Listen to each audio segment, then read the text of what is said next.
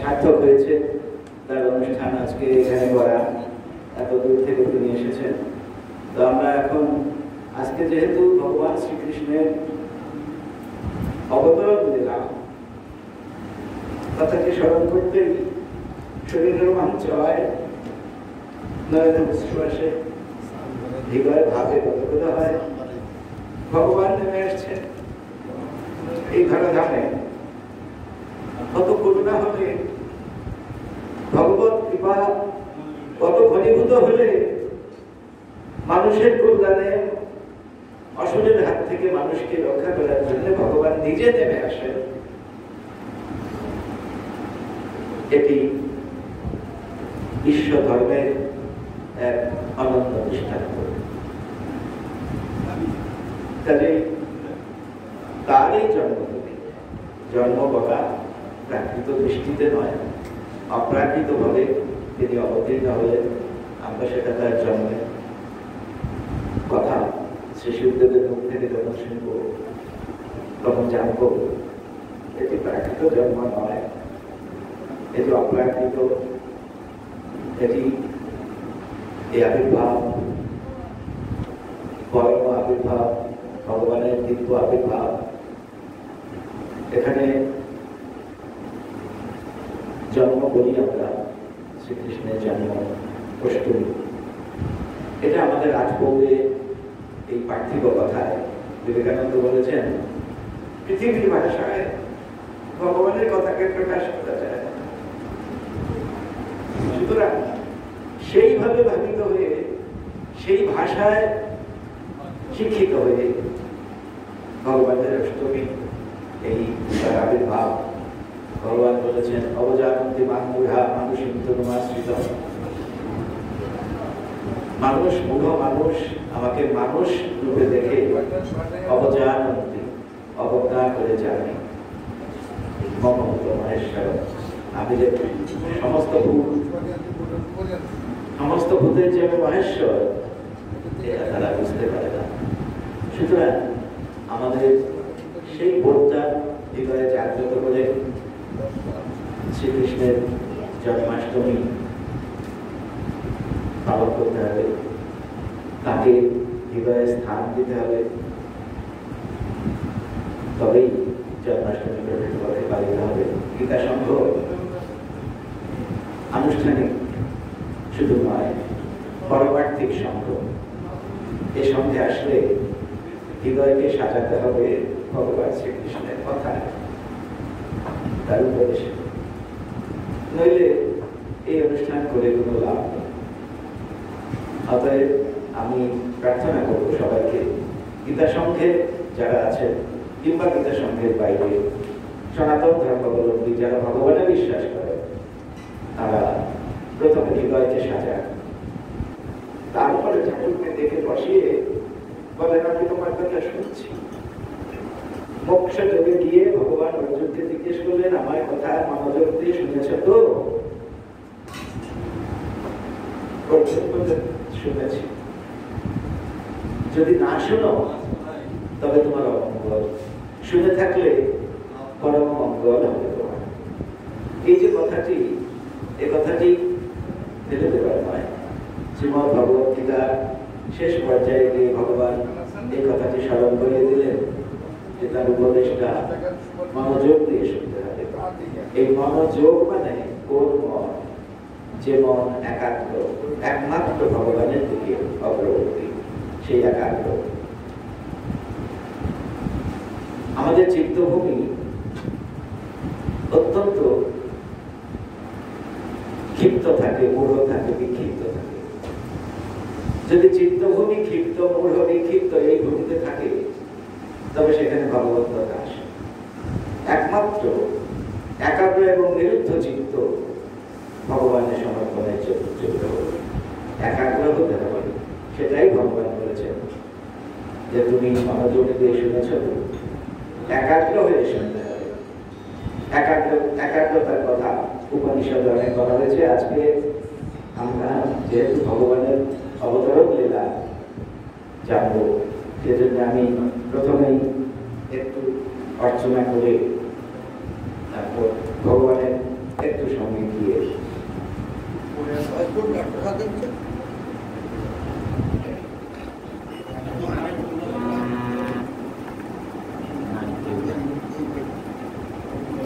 খোল বাজাবার কেউ নাই? আসে নাই কি আস্তে আস্তে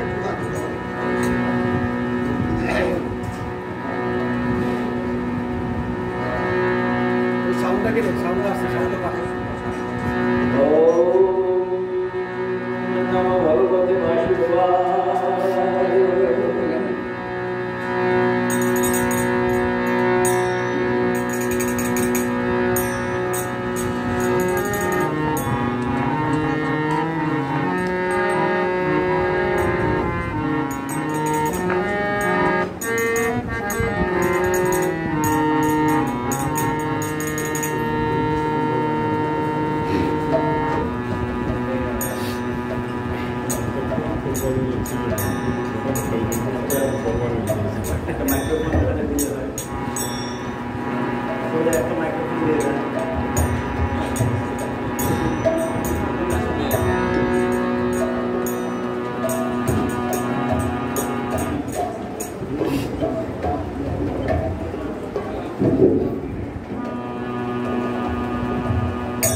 जय जय श्री राधा गोविंद प्रेमानंदे।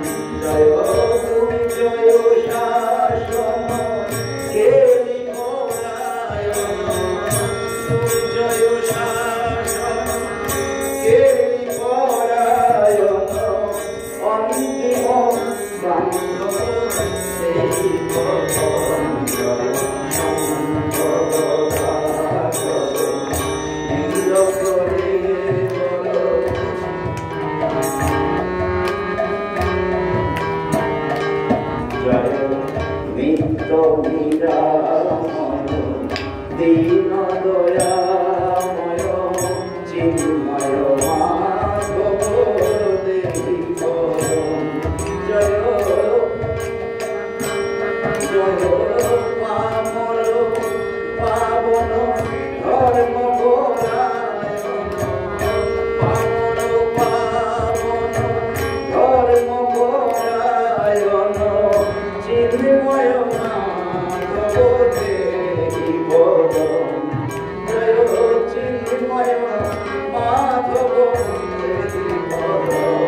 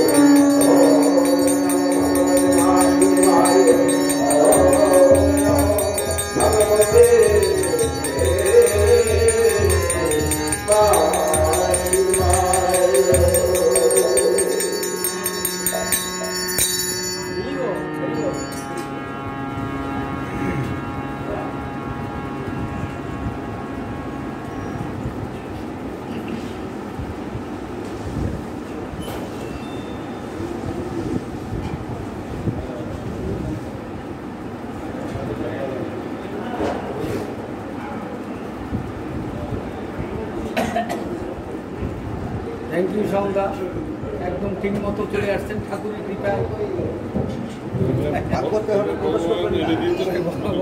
সব দেখছেন ঠাকুর ঈশ্বরের কি কৃপা।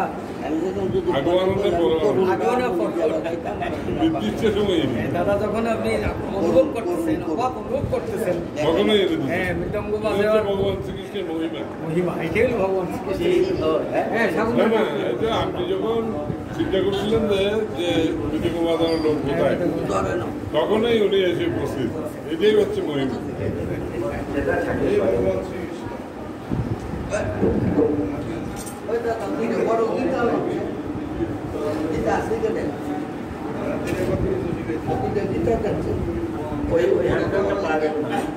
ওই হারমোনিয়ামটা নাই আছে, নিচে নিয়ে গেছে প্রথম তারিখে।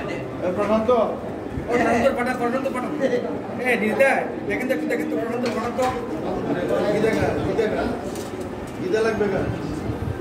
আরে স্কেল চেঞ্জার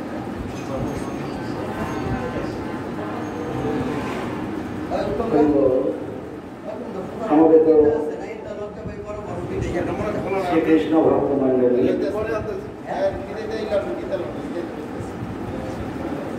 বড় গীতা মেয়ে আজ থেকে আমাদের লৌকিক খ্রিস্ট কিংবা খ্রিস্টপূর্ব শতাব্দ যদি হিসাব করি, তবে 5200 বছরের অধিক কাল ধরে দ্বাপরের শেষ ভাগে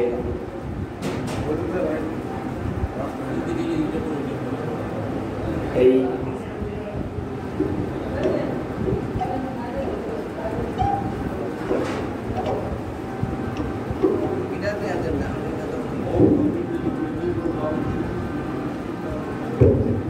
ধরাধামে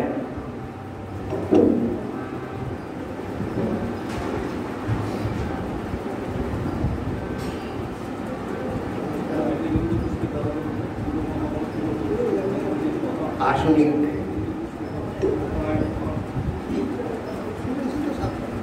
শক্তির বাহুল্য যখন বেড়ে গিয়েছিল,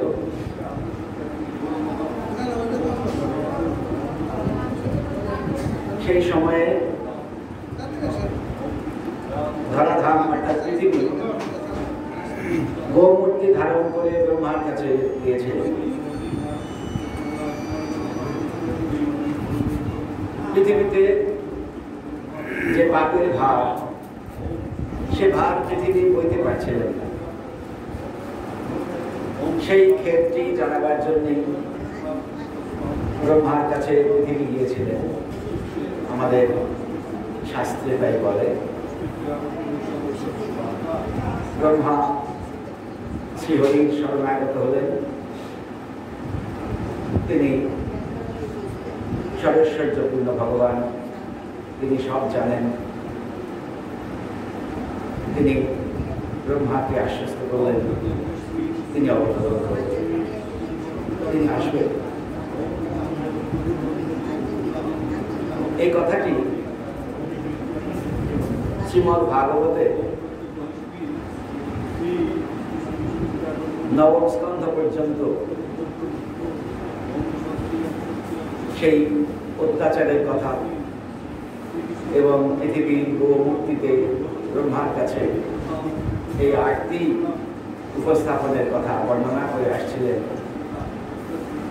ব্যাসানন্দ সুখদেব, যিনি 16 বছর মাতৃগর্ভে ছিলেন। তিনি মর্তে ভূমিষ্ঠ হবেন না এই প্রতিজ্ঞা, কিন্তু পিতার আদেশে তিনি ভূমিষ্ঠ হলেন। ভূমিষ্ঠ হয়েই তিনি এক স্থানে অচঞ্চল হয়ে স্থির হয়ে থাকতে পারেননি।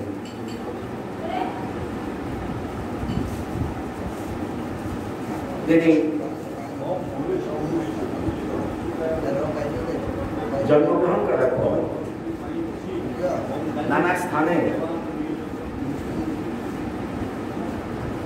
ঈশ্বর অন্বেষণে ভ্রমণ করেছেন এবং তৎকালীন সৌনক সুতমন মুনিয়াদি সবার সঙ্গেই কথোপকথনে ভগবত লীলা কথা বলেছেন।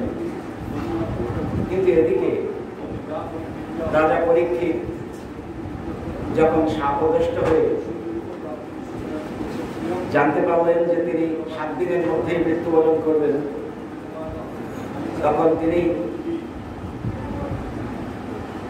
তার একমাত্র বংশ নিধান ভগবান শ্রীকৃষ্ণ, যিনি উত্তরা গর্ভে প্রবেশ করে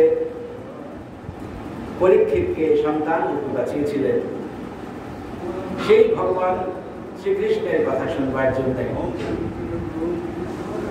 তিনি চঞ্চল হয়ে বেরিয়ে পড়লেন এবং গঙ্গা তীরে এসে শ্রী সুখদেবের সঙ্গে সাক্ষাৎ হল।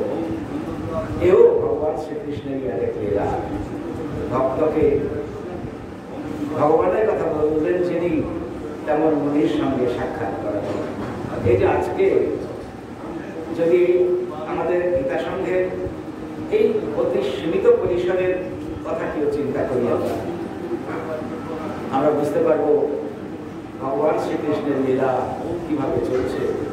আজও এই একবিংশ শতকে এই সারা বিশ্ব যখন যুদ্ধ এবং অতিমারীর বিপুল দংশনে দষ্ট হয়ে বসে আছে, তখনও ভগবান শ্রীকৃষ্ণের লীলা চলছে।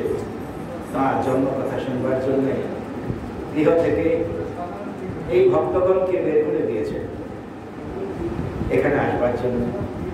শুধু চট্টগ্রাম থেকে, যার যার গৃহ থেকে, কত জায়গায় কতজনের গৃহ, সেই গৃহ মন্দিরে কত রকম আকর্ষণ আছে, সবকিছু ছেড়ে এই গঙ্গা তীরে এসে উপস্থিত হয়েছে। আজকে আমার পাশে গঙ্গা নেই, কিন্তু আপনারা তো জানেন চৈতন্য মহাপ্রভু যেদিন রাস বিলাসে ভাবিত হলেন, তিনি তো গঙ্গার ধারে মায়াপুরে নদিয়ায়, তিনি যমুনা পাবেন কোথায়? গঙ্গাকেই যমুনা মেনে নিলেন। আপনারা চৈতন্য চরিত পড়ে দেখবেন, গঙ্গাকেই তিনি যমুনা মেনে যমুনা তীরের বৃন্দাবনের লীলা স্বরূপ করে রাস লীলা প্রবর্তন করলেন।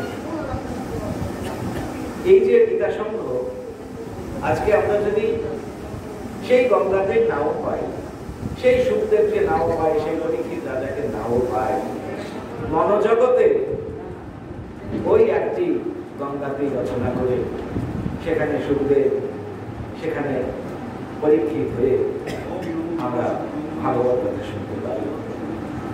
এজন্যই কি লাগবে, সুখদেবকে যখন রাজা পরীক্ষিত বললেন, আপনি যখন চন্দ্রবংশ সূর্যবংশের কথা আলোচনা করছিলেন, আমি কান পেতে শুনছিলাম। যখনই বলেছেন আমি চন্দ্রবংশের বর্ণনা করব, তখনই আমি অধীর অপেক্ষায় বসে আছি তখন থেকে, কেন চন্দ্রবংশে জাত ভগবান শ্রীকৃষ্ণ, তার কথা আপনি কখন বলবেন? তাই রাজা পরীক্ষিত প্রথমেই সুখদেবকে বলেছেন, শ্রীমদ্ ভাগবত দশম স্কন্ধ প্রথম অধ্যায় প্রথম শ্লোক শ্রীরাজ উবাচ। আমি পড়ছি এই কারণে যে ভাগবতের সঙ্গে আমাদের পরিচয় খুব কম, এজন্যই শ্লোক পড়ে আমি এগোচ্ছি। শ্রীরাজ উবাচ, রাজা মানে পরীক্ষিত। রাজা পরীক্ষিত বললেন, কথিত বংশ বিস্তার ভবতা সোম সূর্যয় রাগপঞ্চ অভবন্ন বৈশ্যাম চরিত পরমাদ্ভুত। আপনি ইতিপূর্বে চন্দ্র এবং সূর্য বংশের পরমাদ্ভুত সমস্ত চরিত্রের কথা বর্ণনা করেছেন। এই কথা প্রারম্ভিক এই কথা বলে রাজা পরীক্ষিত তার কাছে ভগবান শ্রীকৃষ্ণের জন্ম কথা বলবার জন্য অনুরোধ করলেন।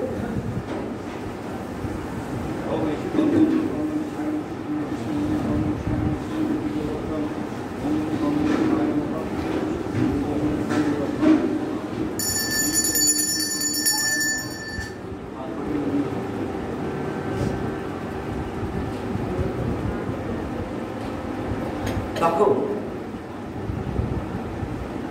রাজা পরীক্ষিতের মুখের দিকে সুখদেব তাকিয়ে আছেন। কেন? He was reading the face of রাজা পরীক্ষিত। ভগবত কথা শুনবার জন্য রাজা পরীক্ষিত প্রস্তুত কিনা পরীক্ষা করার জন্য।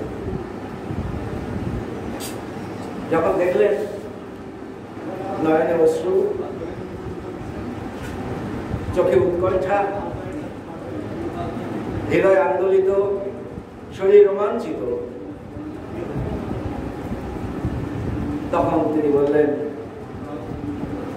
যে সম্যক ব্যবস্থিত বুদ্ধি স্তবরা শিশাত্তম বাসুদেব কথায়ান্তে আমি তোমার মুখের দিকে লক্ষ্য করছি, তোমার বুদ্ধি ব্যবস্থিত হয়েছে, মানে প্রতিষ্ঠিত হয়েছে, স্থিত হয়েছে। সম্যক ব্যবস্থিত বুদ্ধি, তোমার যে বুদ্ধি, সে বুদ্ধিটি ভগবানে যুক্ত হয়েছে। তব রাজর্ষি সপ্তম,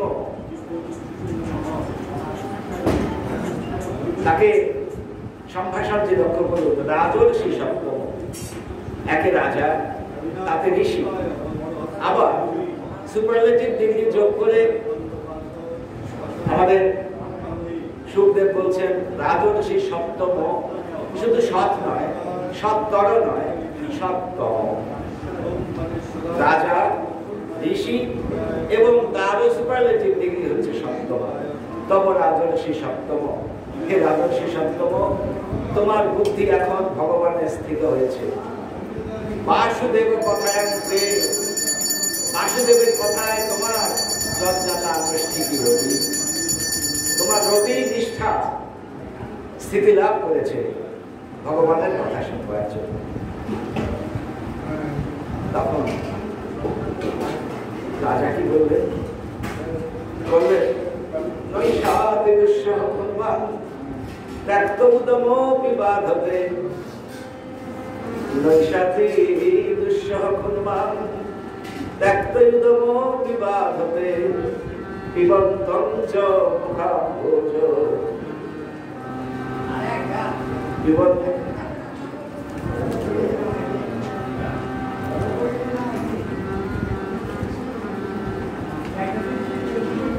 নৈষাতে দুঃসহ কুর্বাণ ত্যক্তমুদমো বিবাধতে, পিবন্তং চ মুখাম্ভোজ তব কথা মুখ কথা অমৃত। আপনার মুখের থেকে শ্রীকৃষ্ণ কথার অমৃত ফোটায় ফোটায় পড়বে বলে আমি আমার জঠর এবং জিহ্বাকে অভুক্ত রেখেছি। 4 দিন আপনি চন্দ্রবংশ সূর্যবংশের কথা বর্ণনা করছিলেন, আমি উন্মুখ হয়ে বসেছিলাম কখন কৃষ্ণ কথা বলবেন। সেজন্য 4 দিন আমি অন্য জল কিছু পাঠ করি নাই। কেন? পিবন্তঞ্চ মুখাম্ভোজ তব মুখ কথামৃত, ভগবানের কথায় অমৃত ফোটায় ফোটায় বলবে বলে আমি এতক্ষণ পাঠ ভোজন কিছুই করি নাই। তখন ভগবান কথা বলবার জন্য শিশুদের ইচ্ছা করলেন। একাকি গায়কের হয়তো গান গাইতে হবে 2 জন, একজন গাবে ছাড়িয়া গলা, আরেকজন গাবে মনে।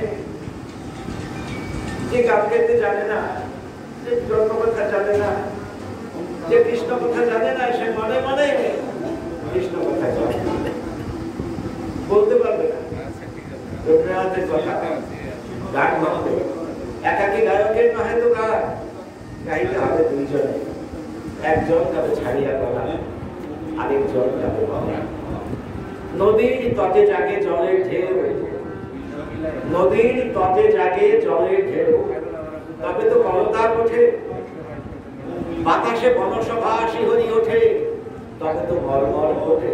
দেখুন রবীন্দ্রনাথের কল্পরাজ্যের এই যে ক্যালিগরি, এই যে রূপক, নদীর তটে জাগে জলের ঢেউ, তবে তো কলতার ওঠে। নদীর তীর আছে, তাই তরঙ্গ গিয়ে সেখানে ঠেকে, তাই সেখানে কলধ্বনি ওঠে। যে বলে সে তো বলে আমার মন হচ্ছে তট, সেই কথা গিয়ে আমার হৃদয়ে আছাড় খায়, তবেই কলধ্বনি ওঠে। নদীর তটে জাগে জলের ঢেউ, তবে তো কলতার ওঠে। বাতাসে বনসভা শিহরি ওঠে, তবে তো মর্মর ওঠে।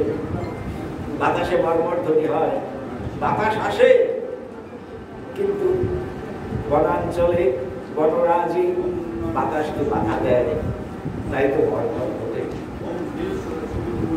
জগতে যেথা যত রয়েছে বাণী, যুগল মিলিয়েছে আগে। যেখানে প্রেম নেই, বোবার সভা, সেখানে গান নাহি জাগে। রবীন্দ্রনাথের শেষ কথা। সুতরাং যেখানে ভগবত ভক্তি নাই, যেখানে শুনবার আগ্রহ নাই, সেখানে তো কৃষ্ণ কথা জাগে। সে কথা জাগাবার জন্য হৃদয় তটে ওই তরঙ্গ আছাড় করার জন্য হৃদয় তটকে প্রস্তুত রাখতে হবে। সেটি সুখদেব রাজা পরীক্ষিতকে বললেন, সম্মান তবস্থিতা বুদ্ধি তোমার আদর্শী সত্য। বাসুদেব কথায় আমাদের যজ্জাতা নষ্টিকি অতি। বাসুদেব কথায় বাসুদেব বলেছেন, কেন কৃষ্ণ বলেন নাই? তিনি বসুদেবের এখানেই জন্মগ্রহণ করছেন, আসছেন, তাই বাসুদেব। এই জন্য গীতায়ও আছে বাসুদেব সর্বমিতি।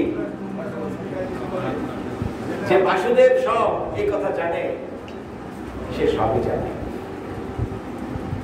বাসুদেব কথাটি অত্যন্ত মূল্যবান, কেননা বসুদেবের আছে এই বসুদেব দেবকী, যারা পূর্ব জন্মে কৃষ্ণী ছিল, সুতপা ছিল,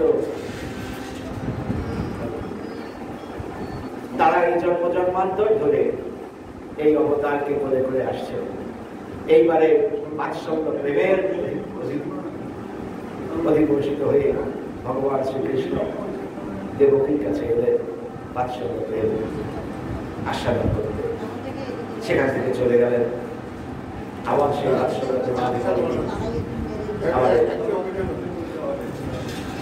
বৃন্দাবনে মা যশোদার কাছে।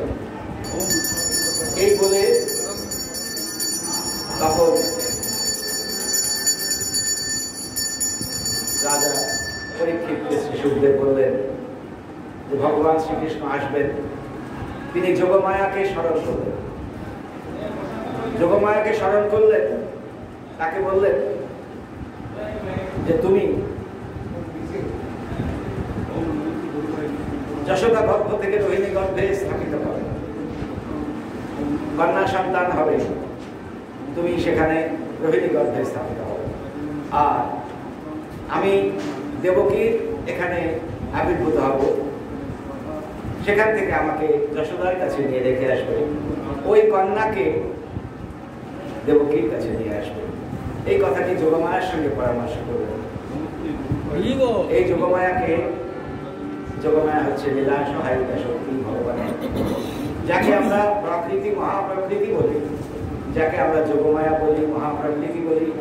যে যোগমায়ার কথা গীতাতে ভগবান শ্রীকৃষ্ণ প্রকৃতি পুরুষ বিভাগ যোগে অনেকবার অনেক জায়গায় বলেছেন, এবং এই যোগমায়াকে অবলম্বন করে যত কিছু লীলা তিনি প্রবর্তন করেছেন। এই ধরাধামে রাসলীলা করার সময় তিনি যোগমায়াকে সঙ্গে নিয়ে রাসলীলা করেছেন।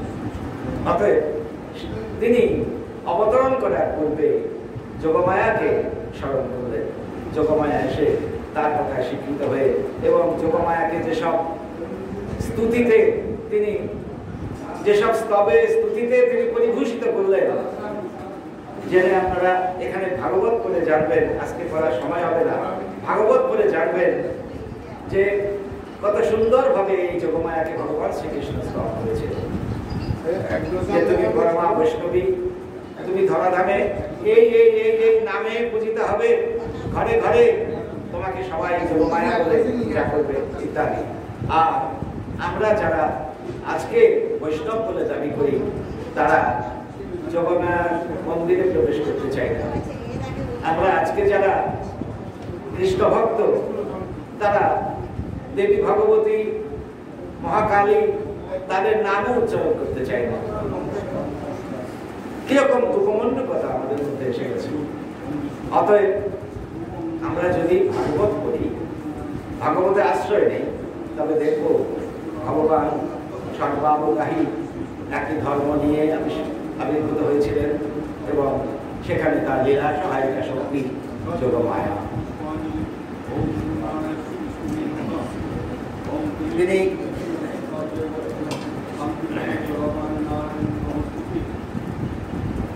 আসবেন, আসার পূর্বে দেবকী আর বসুদেব কংসের কারাগারে নিক্ষিপ্ত। কংস জানে যে দেবকীর গর্ভের সন্তানের হাতে তার মৃত্যু হবে। একথা জানার পরে দেবকীর গর্ভ সম্পর্কে তার প্রতি মুহূর্তে খবর রাখতে হয় এবং ইতিপূর্বে যত সন্তান হয়েছে সে সন্তানগুলিকে কংস বধ করেছে। কেননা কংসকে যে বধ করবে তাকে তো কংস জীবিত রাখতে পারে না। তাই এবারে যখন ভগবান আসবে তখন তিনি যোগমায়াকে স্মরণ করে, যোগমায়াকে আশ্রয় করে তার লীলা প্রকাশ করতে আসলেন। কিভাবে আসলেন? কংস রাজার কারাগারে দেবকী আর বসুদেব দিন কাটাচ্ছে। ভাদ্র মাসের কৃষ্ণ অষ্টমী তিথি কবি ঘোর রজনীতে ভগবান শ্রীকৃষ্ণ তিনি করুণা করলেন, তিনি আসবেন। কিন্তু তার পূর্বে কি হলো? তার পূর্বে বসুদেবের হৃদয়ে তিনি সঞ্চারিত। ভগবান যখন আসেন তখন যে পরম ভক্ত তার হৃদয়ে প্রথমে সঞ্চারিত। অদ্বৈত ভক্তের হৃদয়ে মহাপ্রভু সঞ্চারিত হয়েছিল। অদ্বৈত প্রভু আসবার করবে। সুতরাং যখন নাকি ভগবান আসবেন তখন ভগবানের বিভূতির মধ্যে তিনি নিজে সঞ্চারিত হন। সেই বিভূতি, সেই আধার ছিলেন বসুদেব। বসুদেবের হৃদয়ে সঞ্চারিত। তখন বসুদেবের যে মূর্তি, বসুদেবের যে দেহভূমি, সে ভূমিটি দেবভূমিতে পরিণত হলো, পর্যবসিত হলো এবং তার তেজপুঞ্জ রাশি শরীর থেকে যা নির্গত হচ্ছিল কেউ তার দিকে তাকাতে পারছিল। আর অন্যদিকে দেবকী ধ্যানে মগ্না, তিনি তো জানেন না ভগবান আসছেন, তারই করে তিনিও নিমিলিত নেত্রে তিনি শ্রীকৃষ্ণকে ধ্যান করছেন, চতুর্ভুজকে ধ্যান করছেন, নারায়ণকে ধ্যান করছেন। কেননা তার সাধনায় ছিল নারায়ণ রূপী একটি সন্তান তার চলে আসুন, তিনি তাকে লালন পালন করবেন। সেই সময়ে আমাদের রাজা সুখদেব বলছেন, সুখদেব বলছেন, নিশীথে তময় উদ্ভূতে জয় মানে জনার্দনে দেবক্যাং দেবরূপিণ্যাং বিষ্ণু সর্বগুহাশয়ঃ আবিরাশি যথা প্রাচ্যং দিশি ইন্দুরিব পুষ্কলঃ। দেখুন উপস্থাপনার নমুনাটা কি। নিশীথে তময় উদ্ভূতে, নিশীথ মানে গভীর রজনী, তম উদ্ভূত হলো, অন্ধকার পরিপূর্ণ হলো। জয় মানে জনার্দনে, ভগবান আসবেন, জনার্দন আসবেন। দেবজ্ঞান দেবরূপিণ্যাং, দেবকী কিরকম হয়েছে? দেবী রূপ ধারণ করেছে, মনুষ্য রূপে তিনি নেই। দেবরূপিণী বিষ্ণু সর্বভাষায়, সর্বভাষায় বিষ্ণু তার মধ্যেও প্রতিফলিত হয়েছেন। আবিরাসের তুলনা দিচ্ছে, আবিরাসের যথা প্রাচ্যাং দেশে হিন্দুই পুষ্কর। সুখদেবের তুলনাটা দেখুন। দেবী দেবকীর কোলে নারায়ণ চতুর্ভুজ এসে বসেছেন, বসেছেন বিষ্ণু ভাষায়। তুলনাটা কি? পূব আকাশে যেমন পূর্ণচন্দ্র উদিত হয়, পূর্ণচন্দ্র প্রকাশিত হয়, বিকশিত হয়, ঠিক তেমনি করে তিনি বসে আছেন দেবকীর কোলে। অর্থাৎ কি হলো? পূব দিকে কিন্তু কখনো চন্দ্র উদিত হয় না, চন্দ্র উদিত হয় অন্যদিকে, কিন্তু পূর্ণতা প্রাপ্ত হয় পূর্ব দিকে এসে। তাহলে এই যে জন্ম বিষ্ণু ভাষায়, তার যে জন্মটি অপ্রাকৃত, প্রাকৃত চন্দ্রকে আমরা দেখি যে তিনি অন্যদিকে উদিত হয়ে পূর্ণ উদিত হন, পূর্ণ বিকশিত হন পূর্ব আকাশে। তাই তিনি বলছেন আবিরাসে দেবতা প্রাচ্যা, প্রাচ্যা মানে পূর্বে। যেমন করে পূর্ব দিকে পূর্ণচন্দ্র বিকশিত হয়, ঠিক তেমনি করে পূর্ণচন্দ্র ভগবান পূর্ণ ব্রহ্ম তিনি বিকশিত হয়েছেন দেবকীর কোলে। এতেই বোঝা গেল এটি লৌকিক জন্ম নয়, এটি অলৌকিক আবির্ভাব। চন্দ্রের জন্ম পূর্ব দিকে হয় না, চন্দ্রের পূর্ণ বিকাশ হয় পূর্ব দিকে। দেবকীর গর্ভে ভগবান শ্রীকৃষ্ণের জন্ম হয়, দেবকীর ক্রোড়ে তার আবহাওয়া। তিনি এসেছেন পাপ বিমোচন করতে, ত্রিভুবন মোহন তিনি এসেছেন ত্রিলোককে বাঁচাতে, বিশ্ব ধর্ম প্রচারের জন্য এবং অসুর বিধানের জন্য তিনি দেবকীর কোলে বসে আছেন। তখন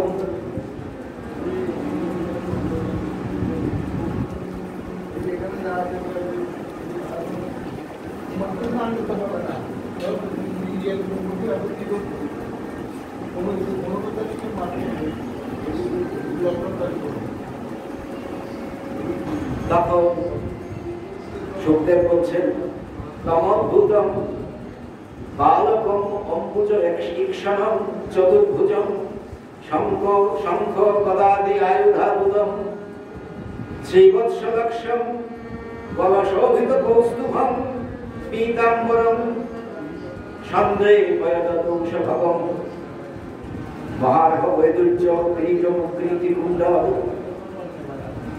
দিশা পরিশব্দ সহস্র কুন্তলম উদ্দাম কাঞ্চি অঙ্গদ কঙ্কন দেবী বিরোচমানম বসুদেব যক্ষত। তিনি বললেন যে তখন বাসুদেব, তখন বসুদেব বাসুদেব চতুর্ভুজ শঙ্খ চক্র গদা পদ্মধারী শ্রীবৎস অঙ্কিত বক্ষস্থ কৌস্তুভ কণ্ঠ পীত বসন সজল জলদ শ্যামল সুন্দর আকৃতি মধ্যস্থলে পরম উত্তম বৈদুর্যমণি বিরাজিত কিরীটি ও কুন্তল পরিভূষিত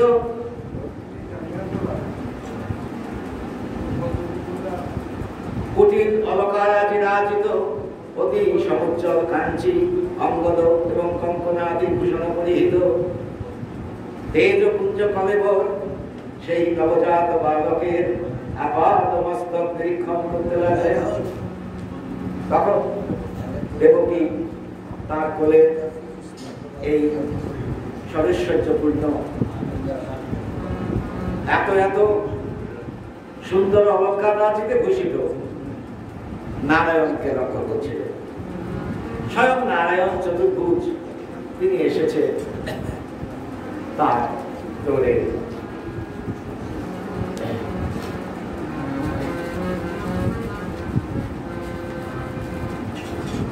তিনি এসেছেন সেই বলে কিভাবে এসেছেন, তখন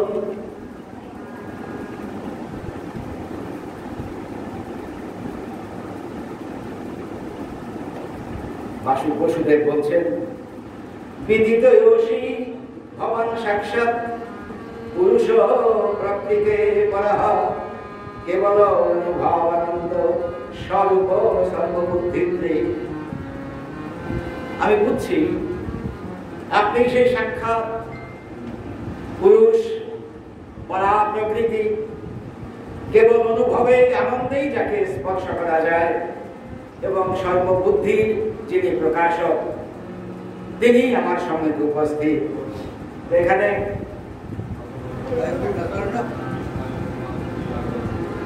সকলে গিয়ে উঠল, দেখা দেয় অবশেষে, দেখা দেয় অবশেষে কালের তিমির রজনী ভেদিয়া তোমারি মূরতি এসে, দেখা দেয় অবশেষে প্রভু, দেখা দেয় অবশেষে চিরস্মৃতিময়ী ধ্রুব তারকার দেশে, চিরস্মৃতিময়ী ধ্রুব তারকার দেশে, দেখা দেয় অবশেষে প্রভু, দেখা দেয় অবশেষে কালের তিমির রজনী ভেদিয়া তোমারি মূরতি এসে, দেখা দেয় অবশেষে। দেবকী তখন ধ্যানমগ্ন মূর্তি। বসুদেব দেবকীকে সচকিত করে আহ্বান করলেন, পুষ্প বৃষ্টি করে দেবগণ। দেবগণ স্বর্গ থেকে পুষ্প বৃষ্টি করছেন, পুষ্প বৃষ্টি করে দেবগণ। বাহিরে পুষ্পের গন্ধ, স্নেহ পুষ্প প্রস্ফুটিত অন্তরে আমার। বসুদেব বলছেন, স্নেহ পুষ্প প্রস্ফুটিত অন্তরে আমার, কি সৌরভ তার। জ্ঞান হারা করিল আমারে বলে, বক্ষ মাঝে বক্ষ নিধি সর্বসন্তাপকার কারণ। একই তৃপ্তি, একই মোহ, একই স্নেহ, একই হর্ষ, জাগ্রত পুলক। কোন স্বর্গে, কোন অচ্যুতে অলোকানন্দে ব্রহ্মা করকমণ্ডলু হাতে ছেলে লুকায়িত মন্দাকিনী ধারায় অতুলনা রসের প্রবাহ নিমজ্জিত করিল আমারে। দেবকীকে বলছেন, দেবকী, দেবকী, কার ধ্যান করো আজ, যে দেখো ধ্যানাতীত কর্ম সম্ভব অতীন্দ্রিয় যাহা, কৃপায় এসেছে হরি অভিষ্ট আকার।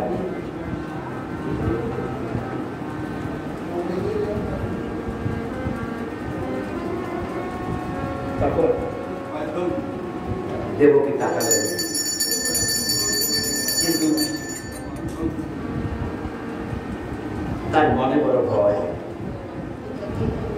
বংশ যদি হত্যা করে। তিনি মুগ্ধ, চকিত, ভীত, কুণ্ঠিত কণ্ঠে বলতে লাগলেন। শ্রী সুখদেব বলছেন, রূপম ইয়দ্দৎ রাহুরব্যত্বমাত্তম। শ্রীকৃষ্ণকে, নারায়ণকে স্তব করছেন দেবকী। রূপম ইয়দ্দৎ রাহুরব্যত্বম আদ্যম ব্রহ্মজ্যোতি নির্গুণম নির্বিকারম সত্তামাত্রম নির্বিশেষম নিরীহম সত্ত্বং সাক্ষাৎ বিষ্ণু অধ্যাত্ম দীপঃ। মনের অগোচর, সর্বকারণ কারণ, বৃহত্তম, ত্রিগুণাতীত, নির্বিকার, সত্তামাত্র নির্বিশেষ এবং নিরীহ স্বরূপ, যে অনেক বচনীয় তত্ত্ব সর্ববেদে ঘোষিত হয়েছে, আপনি সেই সর্ববৃদ্ধির সংখ্যাপক সচ্চিদানন্দময় স্বয়ং ভগবান।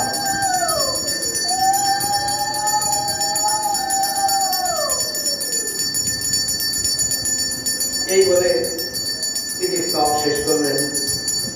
স্তব শুনে দেবকীর কোলে স্বয়ং নারায়ণ বললেন, হে পতিব্রতে, আমার প্রথম আবির্ভাবে তোমার নাম ছিল কৃষ্ণ, আর বসুদেব ছিলেন প্রজাপতি সুতপা। দ্বিতীয়বারে তোমার নাম ছিল অদিতি, আর বসুদেব ছিলেন কাশ্যপ। আজ তৃতীয় আবির্ভাবে তোমার নাম দেবকী, আর তোমার স্বামী বসুদেব। তোমাদের বিশ্বাস যাতে অটুট থাকে, এজন্যই আমি চতুর্ভুজ রূপে তোমার কোলে দেখা দিলাম। নইলে তো আমাকে তোমরা সাধারণ শিশু বলে ভুল করতে। সুখদেব বললেন, সপ্তম ঘোড়া উগ্রসেনাত্মক জন্মস্রাহিতার চিত্ত অবিভ্রাসী সাহসী রূপভেদম পৌরুষম ধ্যানাধিক্ষম মা প্রত্যক্ষম মা সুদৃশ্যম বিশিষ্টা। দেবকীর মনে ভয়, তাই তিনি স্তব করে নারায়ণকে বললেন। দেবকী কাতর হয়ে চতুর্ভুজধারী শ্রীকৃষ্ণকে বললেন, তুমি সব দুঃখ হরণ করতে পারো, অতএব আমাদের বংশ ভয় নিবারণ করো। তোমার এই যোগীর ও চতুর্ভুজ রূপ সবার অলক্ষ্যে প্রত্যক্ষ করুন। শুধু লক্ষ্য করুন, মায়ের মনস্তত্ব ভগবানকে কোলে পেয়েও নারায়ণ রূপে প্রত্যক্ষ দেখা দিতে নিষেধ করছে না। তুমি নারায়ণ আমি দেখলাম, আমি সন্তুষ্ট হলাম, কিন্তু কংস তো তোমাকে মেরে ফেলবে। তুমি নারায়ণকে প্রত্যক্ষ।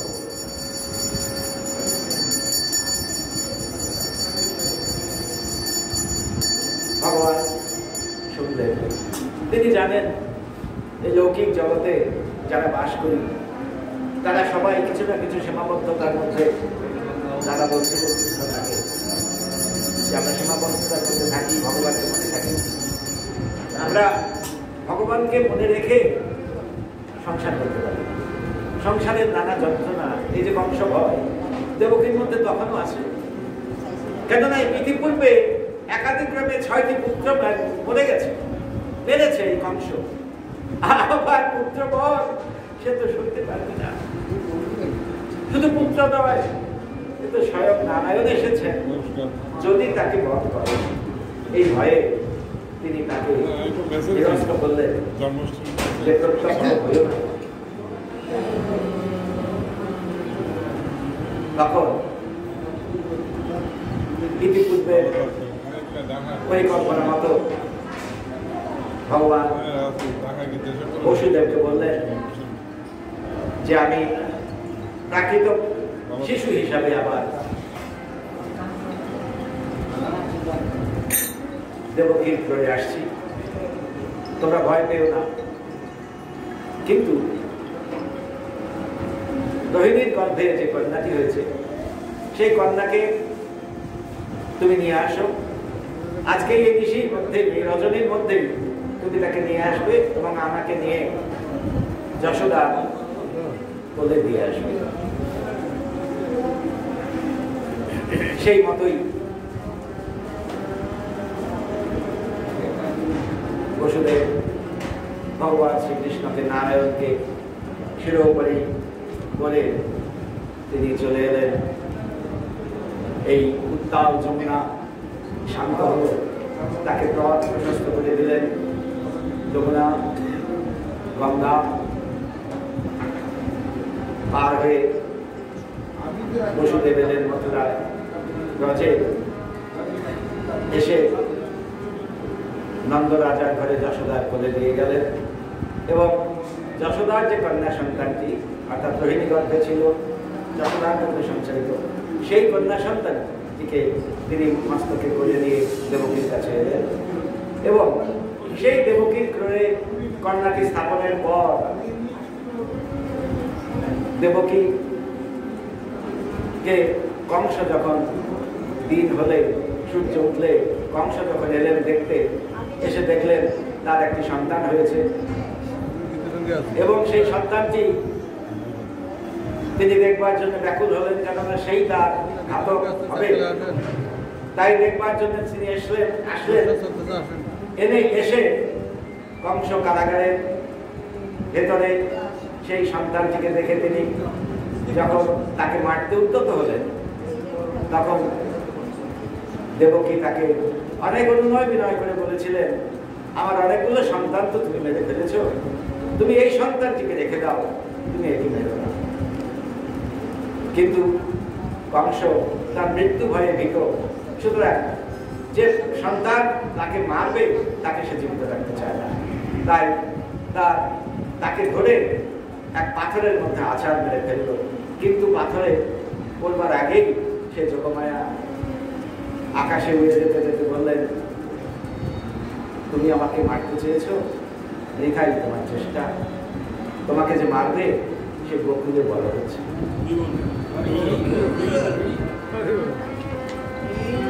এই যে লীলা ভগবত লীলা, এ লীলা অপার্থিব, এ লীলা আমাদের কল্পনার অতীত। ভগবান শ্রীকৃষ্ণ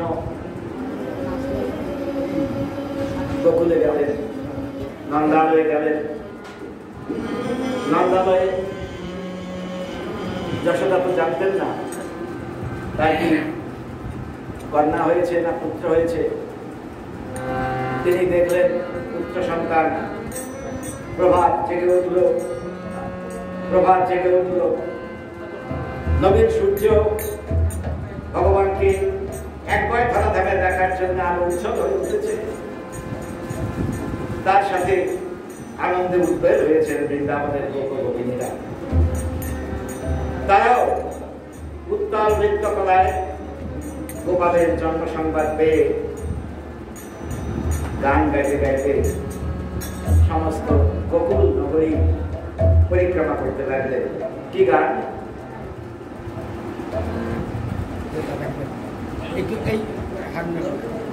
একটু আনন্দ দিয়ে আমরা শেষ করি। পরমানন্দ ঘন বিগ্রহ তিনি এসে গেছেন।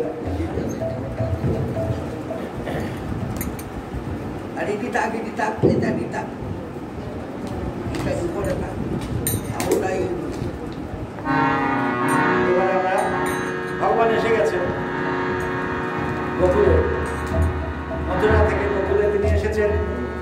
তাদের গোকুলের মানুষ নন্দনকে পেয়ে কিরকম খুশি হলো, তারা বলল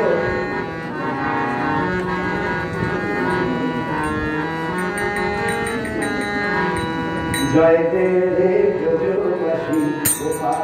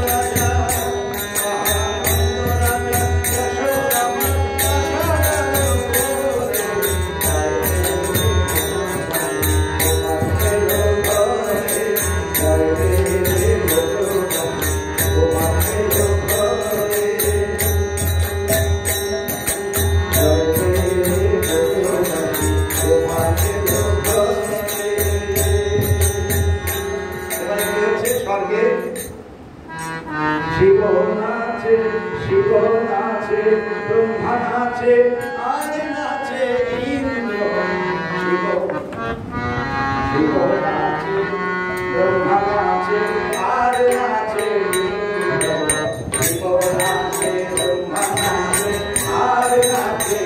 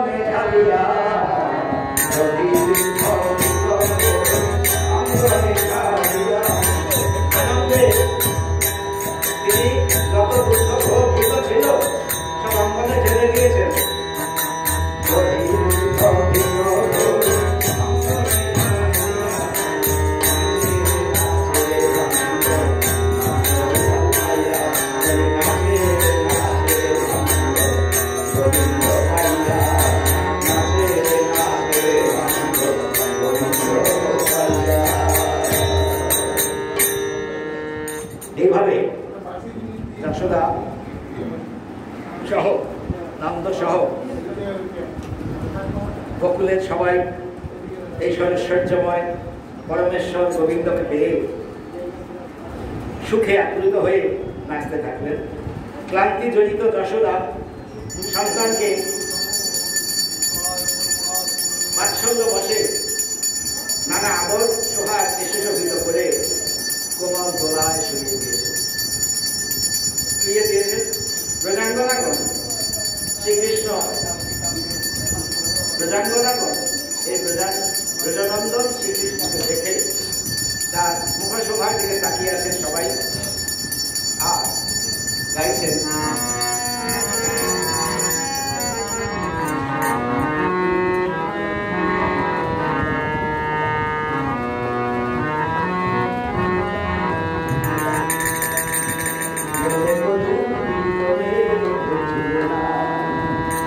কৃষ্ণ তুলনায় দুলছেন আর ব্রজাঙ্গনাগণ সবাই তার ওই কুসুম শোভিত স্বর্গের দিব্য আভরণে মণ্ডিত মুখকমল দর্শন করছে।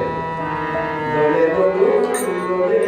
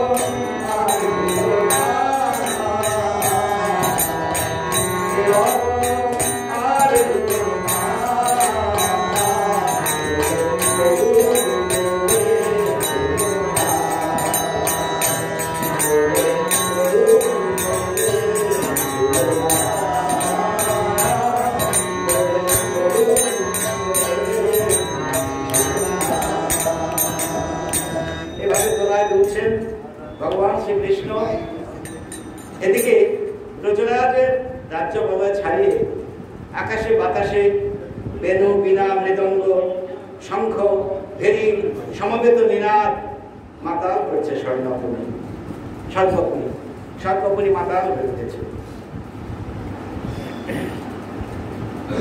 অন্যদিকে ব্রজাঙ্গনাগণ গৃহ কাজ ভুলে নন্দের নন্দন দর্শনে ব্যাকুল হয়েছে।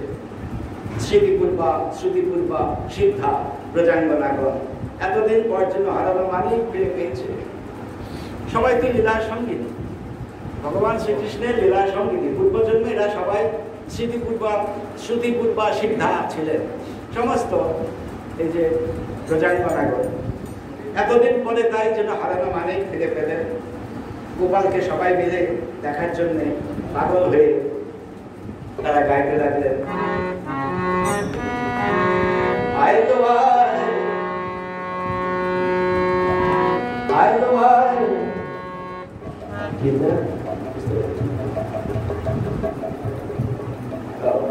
আয় তো ভাই, চল রেখে আসবি। আয় তো ভাই,